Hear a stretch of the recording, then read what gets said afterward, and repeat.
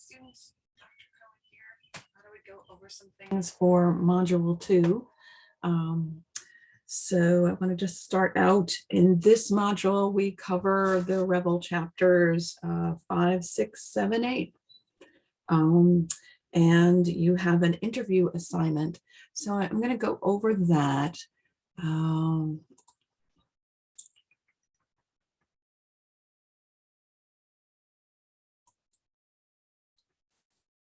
So this is the Module 2 interview assignment. You're going to interview an older adult. Find someone who's age 60 or older. And I recognize that sometimes it's a little challenging to ask the question, how old are you? So, seek out someone who's obviously at least 60.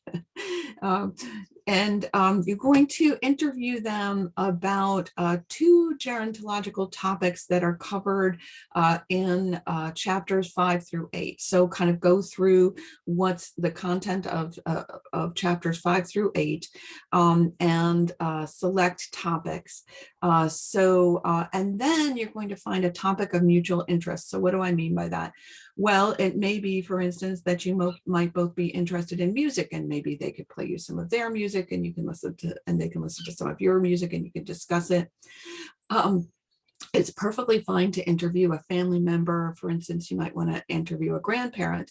And then your topic of mutual interest might be your family and family gatherings, or let's say it's that your grandparent is the mother of your mother. So you might ask her and have a conversation about your mom. What was your mom like as a mom? What was your mom like as a child? So there's lots of different topics that you can do. So basically you have 3 topics, 2 gerontology topics taken from the chapters and 1 topic of mutual interest. You're going to interview them. Now, I recognize these are COVID times and these are older adults, so you're welcome to interview them multiple ways. If you can do a face-to-face interview, that's great. If you can do Zoom or FaceTime or some other kind of video interview, that's also great. Interview them over Zoom. Worst case scenario, you can certainly call them on the phone and interview them that way. Now, the most important thing to remember is you need to have some kind of documentation of this interview. So if you're meeting face to face, take a picture of the 2 of you with a piece of paper, maybe with a date on it. If it's over the phone, take a screenshot of the phone call when you're making it. Same thing if you're doing Zoom or FaceTime, a screenshot is fine. And then you'll insert that into your paper. So I need some kind of documentation. Okay. And when you do the documentation, if it's face-to-face, I need something that has the date on it. So say the screenshot should have the date on it. Let's see. You don't receive any credit for the assignment if there is no a screenshot. You need to submit Word documents, not PDF files.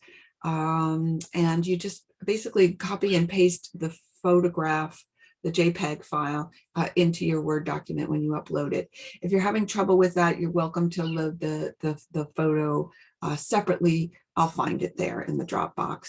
So I give you a pretty detailed outline of the paper. So your introduction is a brief description of the interviewee. So you might say, I interviewed my 72-year-old grandma, Mabel Jones, and then tell me what the 2 gerontological topics are and the topic of mutual interest. This is kind of a good thing to know about introductions anyways. They should always have kind of what's going to be covered in the paper. So, just tell me what your 2 topics are so I know to look for them. That helps me. And then your topic of mutual interest. And remember, that's something that interests both of you. It doesn't have to relate to anything in the textbook. Okay, then for each of the topics, you're going to name the topic in the opening sentence. So it's very clear that, and this will help, by the way, with the distinction when you move from topic to topic. And then summarize the key points of what the interviewee told you. So I don't want a list of questions and answers. It's a summary of what they told you. I don't expect that everything in the interview will be included in the paper. So just hit the highlights. And then this is the part that a lot of people get confused about. Summarize what you learned from it. So you might say something like, I learned that my grandmother's experiences with arthritis are very different than the way they describe in the book. I learned that right now, at this point in her life, she's not struggling at all with physical ailments. That was a big surprise for me. You might even use the language from this topic and what she told me. I learned these things just to distinguish, and I'm going to expect as much about what she told you or he told you as what you learned from it. And then so it's the same for each of the topics. What the topic is, here's kind of a summary of what they told me, and here's some of the things that I learned from it. This is the organization of the paper. Each of the topics will have that information in it. The conclusion should summarize your 3 topics, hit the highlights like a single sentence from each. From this topic, I learned this. From this topic, I learned this. And then tie together some of the key learnings. So what do I mean by that? Well, you might say something like, I learned that life is very different than it is in a textbook. I learned that and that was true for all of the topics.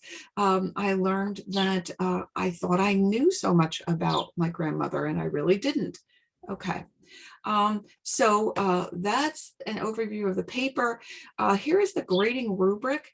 My strong suggestion is before you write the paper, you go through the rubric. It doesn't have anything new in it, but a clear, succinct paper. Here's the introduction, here's the content, will be very, very helpful. So always follow the grading rubrics for any assignment, because that's what I use to grade. Okay, so and then so the 4 Revel chapters, the assignment and interview assignment, and then the last thing is to do the discussion post. So I'm going to share about that. Okay, so let's get into the module, and you see discussion instructions for the module. You're going to use the information in chapters. This is 3 to 6, but we cover 5 to 8. So let's see. I would say just go ahead. I'm going to revise this and use the chapters that talk about physical aging. So for discussion post 3, I'll revise which chapters, but basically you're going to look at the information on the chapters that talked about physical and biological aging, and mental health and in late life. And you're going to talk about 2 things that surprised you regarding how the body and mind age. Use at least 250 words, and then your response post is to read and look for somebody who wrote about something different, and then comment on theirs. Please remember that your initial discussion is due the day before the response discussion is due, and that's so that you have some people to respond to. So I will go ahead and revise this to have the correct chapters, but that's basically what you're going to be doing. Okay, that is module 2, and best of luck. Please be sure to email me if you have any questions or concerns. Thanks. Bye.